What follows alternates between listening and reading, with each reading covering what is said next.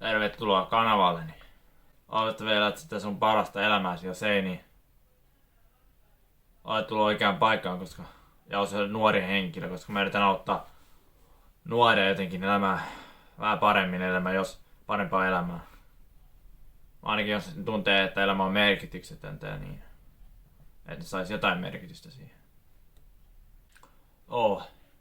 Väitän, että onnellisuuden etsiminen on pahasta, sitä mä väitän. Että se on ongelma. Äit pitäisi tähdätä merkitykselliseen elämään, ei onnelliseen elämään. Ongelma onnellisuuden etsimisessä on se, että sitä itsessään tekee, että se tulee vähemmän onnellisemmaksi.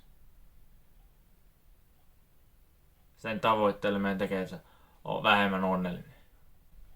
Siinä on monta syytä, mutta yksi syy on se, että se ala välttämään kärsimistä. Ja kärsimyksen välttäminen on pahasta. Niin mä väitän. Elämä itsessään on kärsimistä ja kärsimyksen välttäminen siksi on elämän välttämistä vähän. Oletko confused tästä? No kun sä välität kärsimistä, niin sä vältät kaikkea sellaista epämukavaa. Niin sä pysyt siinä mukavuusalueella aina.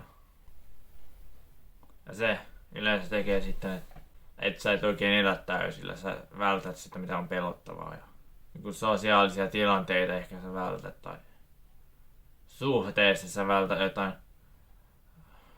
vaikeita keskusteluita. Tai sä et liiku. Koska liikkuminen on myös kärsimistä vähän. On helpointa vain istua autossa.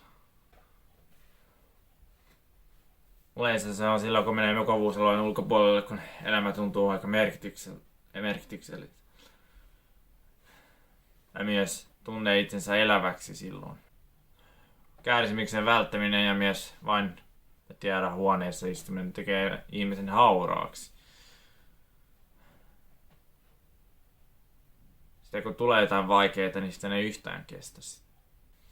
Kaikkea on nyansseissa, että kyllä tässäkin jotain nyansseja on ja tää ei niin mustavalkoista ole, mutta se vaikuttaa, että tää on aika totta kyllä mitä mä sanon. Ei mulla mitään koulutusta tästä elämästä on muuten kuin se, mä oon elänyt vähän sitä. Sitten mä oon lukenut jotain kirjoja, mutta mä en mikään ekspertti ole. Mä en sano mitä mä luulen, että on totta. Tää onnellisuuden tavoitteleminen tuli USAsta, niin ne väittää. Se alkoi siellä 8000-luvulla.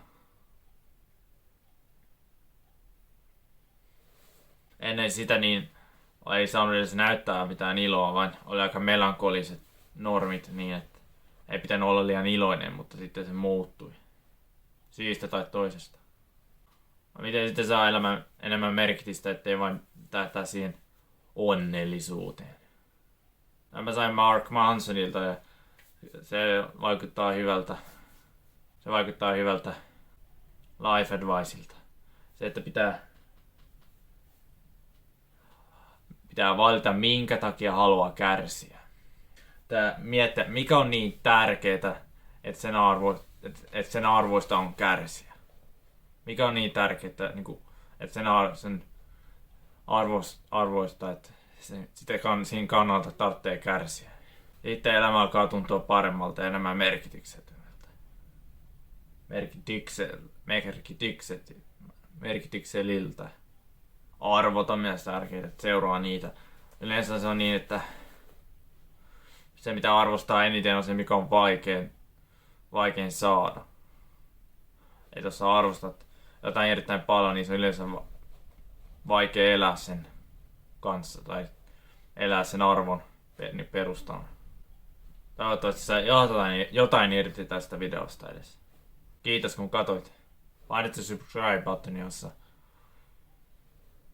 tykkäsit, että oli jonkinlainen hyvä video.